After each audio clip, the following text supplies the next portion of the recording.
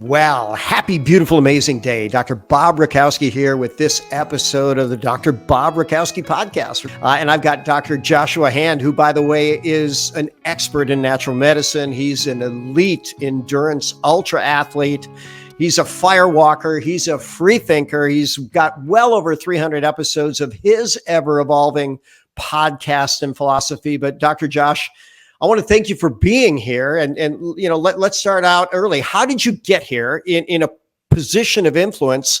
And what message do you have with our wonderful world? Well, Dr. Bob, thanks so much for inviting me. I would like reminiscing a little bit, like, how did we connect with each other? And this wonderful world of natural health brings really great like minds together. And my journey growing up, I grew up as a very different kid. You know, I did the sports things. I did the things that a lot of the kids do, but in the 90s, you know, my father, my mother partnered with this other chiropractic family, and they started this program called Inner Winners, helping people with self-development, personal excellence. And at a very young age, I was exposed to doing things like fire walks, like pre-Tony Robbins type of thing, and sweat lodges and all of these things. So everything I took for granted, but I knew at that point I was obviously becoming a sponge for something, but I didn't know what. And to fast forward into my life, you know, going through high school, being an athlete, I was an alpine skier, going to college for skiing, not necessarily for school, got injured, had to change my path, got into the business world. And while I was in an internship at Sony Pictures, this is probably, my dates may be a little off. I think it's 2000, 2001. And I was sitting looking out my window at a private office. I was in marketing and market research, to be specific. I had remember the computers right back in the day where the monitors are like 3 feet thick. So I had two of these. I was downloading music illegally back in the day off this thing called LimeWire, because that was what we did. And I worked for a music industry, right? But we were pulling this. I'm sitting going, am I going to be here in 30 years staring out this window, looking at spreadsheets? I just felt useless to society. Like, what am I doing? And my father always recommended when I was an undergrad to, hey, just go and take science classes. And I took one when I was in school in Vermont. I took environmental chemistry, where we dissected a hot dog and what was in it. And I need hot dogs for God knows how long after that. But that was my last science class before that moment at Sony Pictures.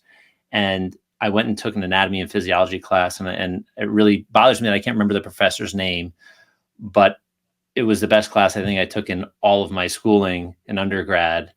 And it was at a community college in the summer. And it totally changed my life. I said, this is where I belong. I belong, you know, helping this body maximize its full potential.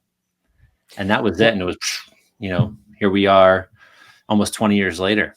Well, we got some fun spins that we can take. So what do you think was the primary value of the firewalk? For the firewalk, I'll tell you what, back then, we were always ingrained that, you know, we can do anything we want. We're incredibly powerful, and we didn't really take, we had fear like other things, but the value that I took from it is that really anything is possible. And I'll give you one really cool story. And I know it sounds cheesy, but I was young, probably 13 years old or so.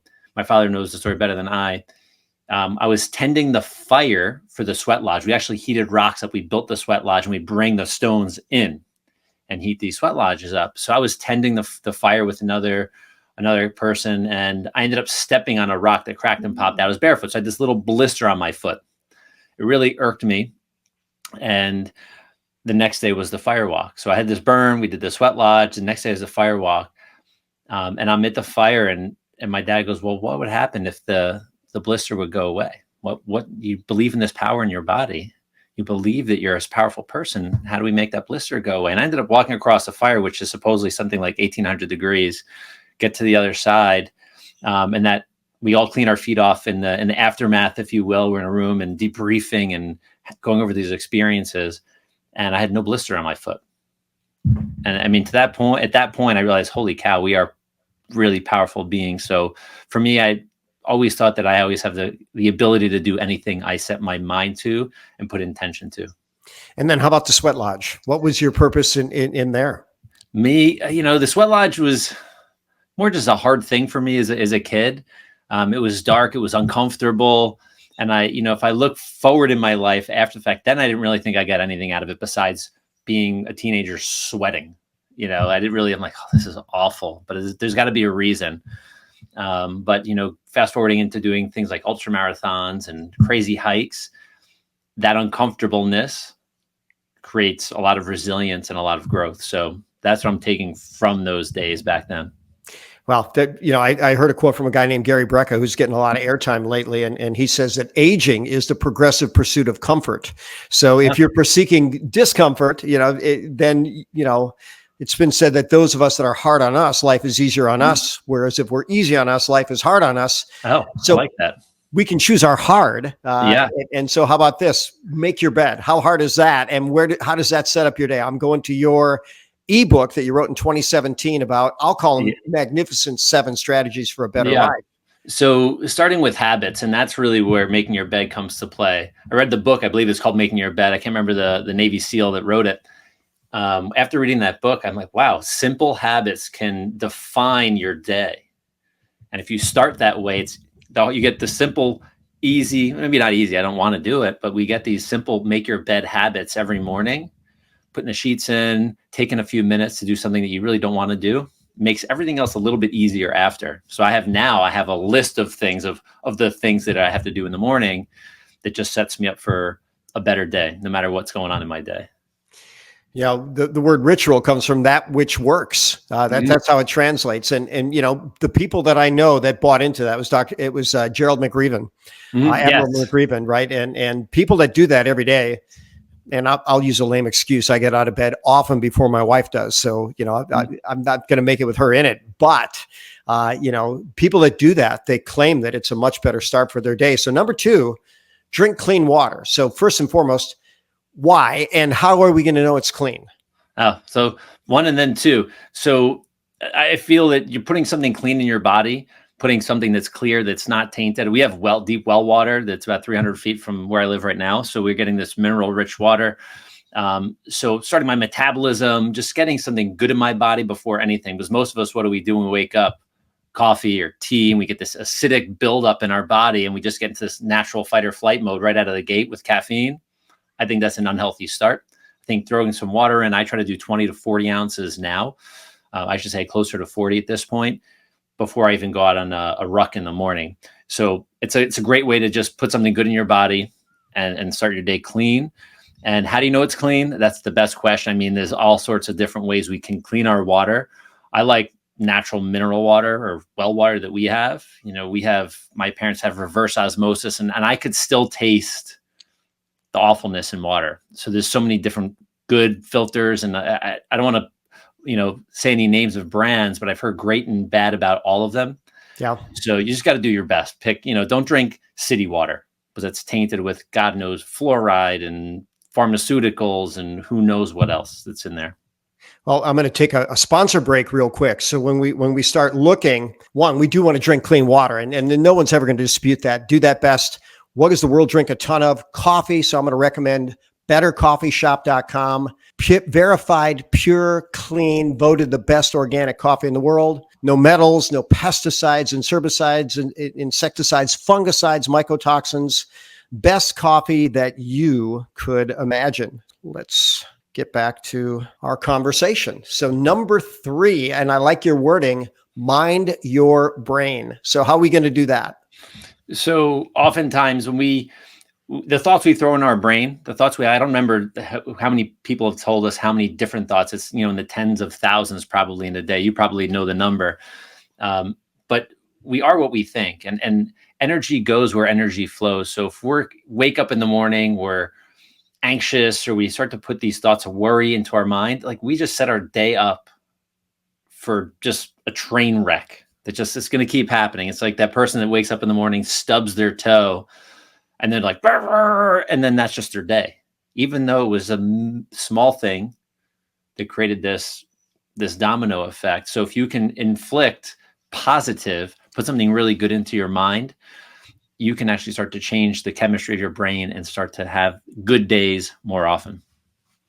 Now move your body. So, as an ultra athlete, so what's your daily routine for movement? Do you have one, or does it depend on what you're training? Yeah. So I go through different phases of training. So right now I'm in a strength and conditioning phase. Though every morning I wake up, the days I'm in my practice tends to be very early days, 4 a.m. mornings. I wake up, I have my water, and I throw out a 40-pound ruck. I put that on and I go for 45 minutes with a headlamp on now, since the sun's not anywhere near up. And I go for 45 minutes. I usually end up listening to a meditation and audio meditation, not with headphones in, just coming out of the speaker of my phone. So I have my time and just this calming music, and it's an energizer. It's a great way. That's like the hardest thing for me in the world to do, is get up at 4 a.m. is the first thing. Putting the sheets on my side of the bed, not my wife's, right? Fixing that side, drinking my water, and then just go. It's awesome when you come back. You just feel like, wow, everything else is going to be easy today. Now, you're in New York. Do you do that in winter as well? I do it all year round. Yeah, animal. Well yeah, done. My wife has caught me on our security cameras at our house. As a chiropractor, I apologize. I've fallen on my rear end more than once just walking down our driveway on ice. So now I really am very cautious. If it's icy, I wear something called micro spikes where I protect myself. I don't need to injure myself before showing up at work. But yeah, all year round. Weather is not the defining factor. Weather is just another challenge that gets thrown in. There's always clothing. Yeah, well, good for you, right? That's spoken like a true high achiever. You know, Napoleon was talking about circumstances. He says, "The heck with circumstances. I make circumstances." And so I don't know if you ever read Living with the Seal, but David right? Goggins. Yeah. Well, you remind me kind of Goggins and Itzler there, right? Okay. With that great mindset. So that's a high compliment. Yeah. So your number 5, I like a lot. I might call it random acts of kindness, but basically sharing something nice. Yeah. So I got into the habit. I read a book years and years and years ago by Garrett J. White. It's this book called Warrior. And in some of the learning that I got out of that book, every day I'm either doing one of 3 things. And I do this with my wife. I don't have any kids. I'm either writing a simple note on a Post-it note or a little notepad, leaving it by the coffee, just some words of gratitude. I love you, something. Or if I'm not doing that, I'll send a nice text so she gets it right as she wakes up. Just putting something positive into someone else's lap. I'll do it to family. I'll do it to my sister who lives in Florida. I just really think sharing something kind daily, it's really great for yourself. But, you know, it's that person that's getting it goes, wow, I like this. Who doesn't like getting a message?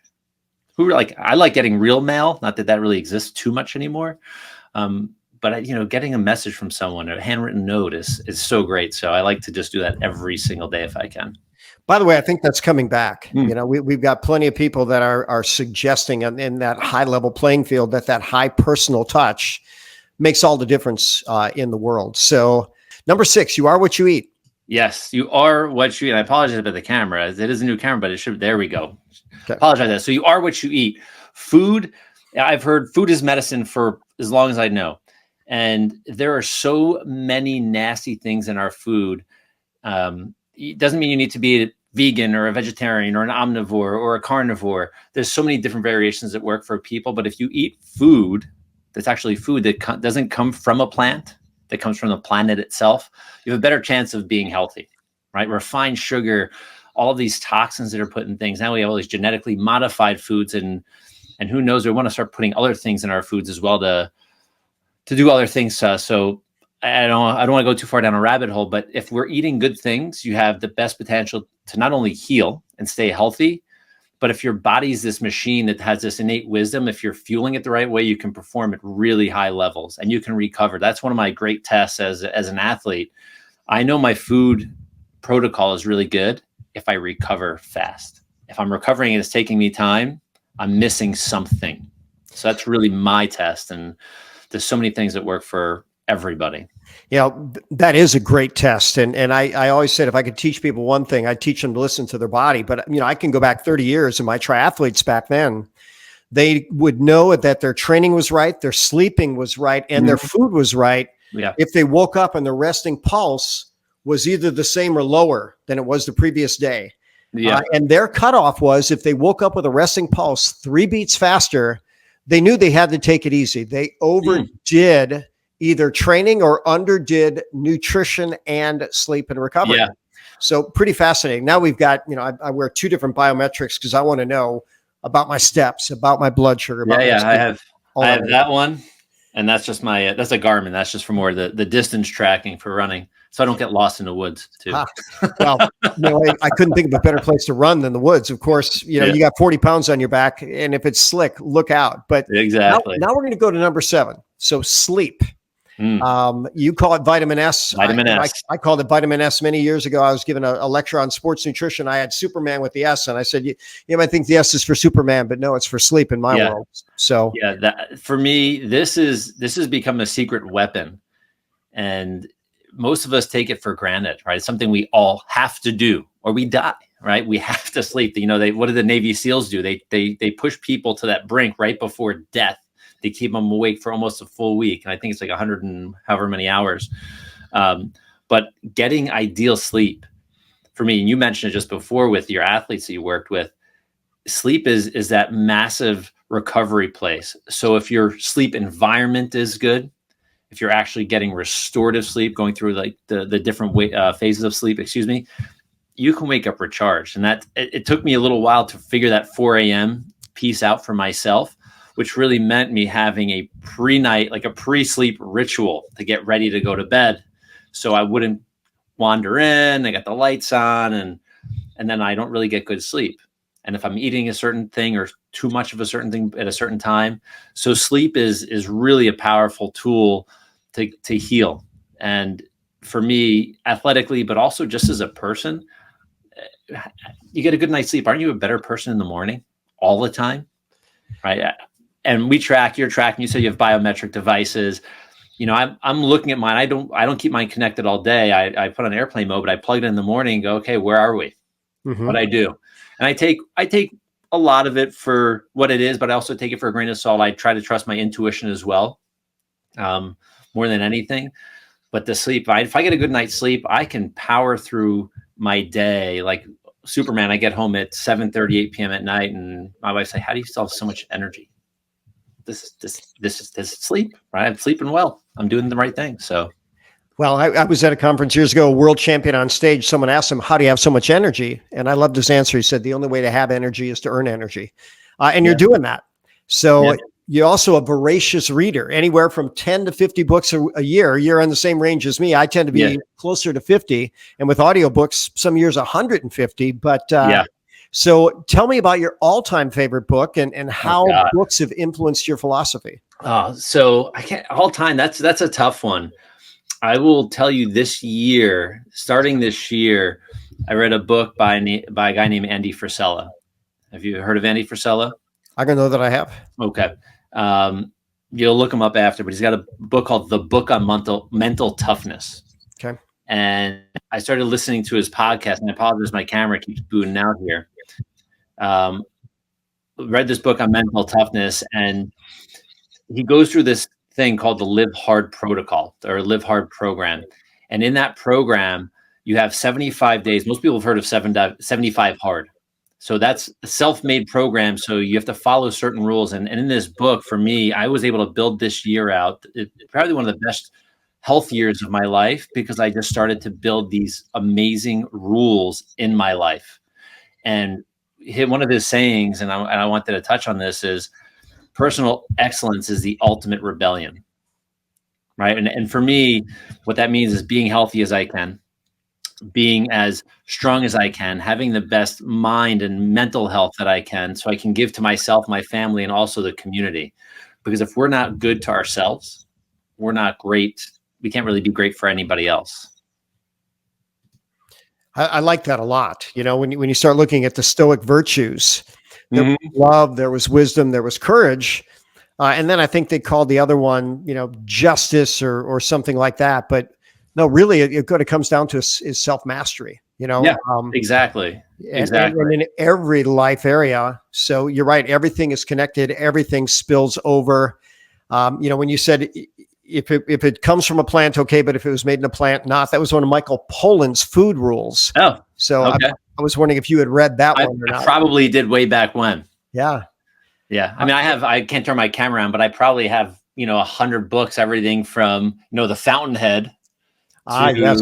Right. Ayn Rand, right? Yeah, exactly. Ayn Rand book to The Runner's High by Dean Karnazes to, who else we had? Jack Canfield book, all sorts of really cool stuff. So I really enjoy, I love reading paper books, but being that I commute in a car, audiobooks in 2020 became my year of books. I think we not maybe 150, but I think we tapped close to 100 books that year, audiobooks.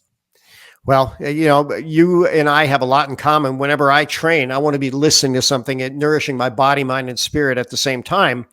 So when we talked, you wrote your 7 habits in 2017. Yeah. Now we have 7+ years since then to think about it, reflect, build on it. Yeah. So if you were to rewrite it, would you change anything? I don't know if I would change anything. I would steal Andy Frisella's line that personal excellence is the ultimate rebellion, because if you can do the things that are good for you, you don't have to do my 7, but if you have your 7 or 10 or whatever yours is, I like 7. It's just a weird number for me for whatever reason.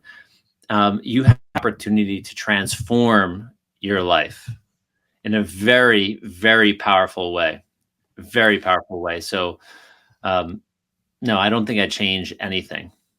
Well, if you're a fan of 7s, and I definitely am, my magnificent 7: eat right, drink right, think right, move right, sleep right, poop right, talk right every single day. Or mental, physical, emotional, spiritual, social, financial, impactful. Those are the 7 there. Andy Andrews has something called the 7 decisions. Tom Morris, the 7 C's of success. And he goes through all these magic 7s and how they're so important. But reality is, if we have some guidelines that we run our day by, then we're likely to, have a better day. Or as John DeMartini says, he says, if you don't fill your day with high priority activities, your day will automatically fill with low priority distractions. Yeah. So now let's go to, 7 things that you're working on, and what's your personal plan, and what can we learn from what you're doing? And, how would you advise people to incorporate something similar? Like what may my new 7 be that I'm working on, you're saying? Yeah. Or your daily rituals, what works for you that can spill over to others? Yeah. So the daily 7 pretty much is really, I do most of that. So my morning, to keep it very simple, one thing I may even add is meditation. If you choose to make the time, I wake up in the morning early. I do my meditation walking. So that's a walking meditation for me in silence. I drink my 40 ounces of water before I leave the door, do my walk ruck. I get back, I read at least 10 pages of a book. Most of the time it's in personal growth, business. And sometimes I will read fiction just to change my brain up a little bit, just so I have that creative side. Then I head to work, and that's my normal routine. My wind down routine that I think is great. I take superfoods during the day, morning, afternoon, and evening. And the evening one that I take, I absolutely love. Actually has things that just help me wind my brain down. My sleep has been I've had vivid dreams now for the past 6 months, which I haven't had like that in a very long time. I think having those sleep habits, having a nighttime ritual where you're winding down your lights. If you have red light in your house, you can turn red lights on in your bedroom. You can put a blue light blocking glasses on if you're going to end up watching TV or be on your device. But do things that wind down your day that will supercharge you for the next day, because your evenings will really help determine your day tremendously. So I urge everybody to really, that's the thing, vitamin S. And you said it before. I think that would be the one thing I would tell everybody to start focusing on. If you can get good sleep, mornings are going to be a lot easier. Go to sleep an hour early, maybe, if you can try that. You know what? That's probably some of the best and I think most implementable advice I've ever seen, as long as people are consistent with it. So let's just take a spin and a tangent on chiropractic. And so it's fascinating. Okay. I've taught chiropractors all over the world, 6 different continents, 3+ decades. And I remember I was leaving an event in Toronto, Canada one time, and there was a woman, she was going to the airport. This was cabs. This was before Uber. And, she looked at me, she said, "Are you going to the airport?" I said, "Yeah." She says, "Look, I'm late. Do you mind if I get the next cab?" I said, "Well, why don't we take it together? That's where I'm going." So we get in the back of the cab, and she looks at me. She says, "What do you do?" I says, "Well, I'm a chiropractor." And she went, "Oh," I looked at her. I said, "There's 2 types of people in this world: those that love their chiropractor and those that have never been. So I trust you've never been." And she goes, "Of course not." And then the cab driver said, "I love my chiropractor." So that was a nice conversation. But now, so any special demographic you work with, any special condition, we'll start with that. So, we often get called doctors of last resort, which I think is crazy. So we take care of all sorts of different things in our practice. We're really starting to focus on, as we're seeing people get sicker as the years go on, not healthier, right? We're on more medications. There's more things that people can try to do as a quick fix. We see things like Ozempic and all this stuff, and people are destroying their bodies from the inside out. So we started to build this program in our practice, which is implemented and going to be rolling out even more heavier in this upcoming year, but we're calling our health restoration protocol, where we're building in nutrients and gut restoration health alongside chiropractic care to help that nervous system function well, to help the structure function well. Because if we can heal from the inside out, in just a short time, I've been a chiropractor in just under 20 years. I've seen unbelievable things without even implementing much nutrition, without implementing a lot of things. When we started to do that, it was like adding a little icing to the cake. Wow, you're healing a little faster. You're functioning better. This is really cool. Now that I'm learning functional medicine or functional health, I'm realizing, holy cow, there's another layer that people can get help with. So when we start to restore health, I think we'll see some really tremendous things. And as a lot of people are starting to push their way towards natural health and healing, I think this is a huge one for our practice, but other chiropractors and other natural health doctors are doing something similar, have this massive potential to save the world. And I mean, I sound cheesy, but I think that's a reality, especially in the United States, because we are, as you know, we're small, 5%, 7% of the population. We take upwards of 50% plus of meds in the world. So I truly believe we can save this planet and save especially this country. Well, we need to. I'm always doing health talks and health updates, and right now, 8 of the top 10 causes of death in the U.S. are from chronic issues. And by the medical definition, medicine does not have a cure for something that's chronic. And they still haven't figured out that all healing comes from within. So we're coming up on the magic half-hour point, which is the sweet spot for podcasts. So in the final couple minutes, if you had a message to share with people out there, and even before that, one, we don't see enough of the population. Mm-hmm. And why do you think that is? How can someone find a great chiropractor, functional medicine provider? And then what's your final message to wrap up? Yeah, I think people talk to your friends. They're probably already seeing a great chiropractor or a functional health doc. They probably are doing it already. You're just not having that conversation. If not, go find a podcast like this. Find people online that you may resonate with, listen to their message, and then reach out. If they're local to you, great. If they're not, they may be able to point you in a direction. We get a lot of people, I have patients that get sent to us that move from Australia because, we know the Handts are a chiropractic family in New York City. So you never know how far reaching something you think say or do can impact the lives of millions around. So really just ask around would be the first thing. And what was the last question? Last message. Mm-hmm. I would say, you are way more powerful than you think you are. What a great message. And by the way, I just finished recording a podcast last week where that was a message. You are more powerful than you think you are. And it just happened to be from a chiropractor. So Dr. Josh, I want to thank you for showing up as a great example of what's possible in the world. We all want to lead by example. You figured out your niche, being comprehensive, leading from the front, testing the body to the ultimate limit. Mm-hmm. And I think we all need role models like that. So I'm going to thank you for that. And then, you're constantly seeking wisdom, but better than that, applying it consistently, making lives better. So I certainly appreciate you. And I always wrap up with these words. I'm Dr. Bob Rakowski, absolutely knowing that we can all be happy, healthy, and successful. So if it's the evening in your part of the world, good night. And if it's the day, good day. But always, wherever you are, God bless.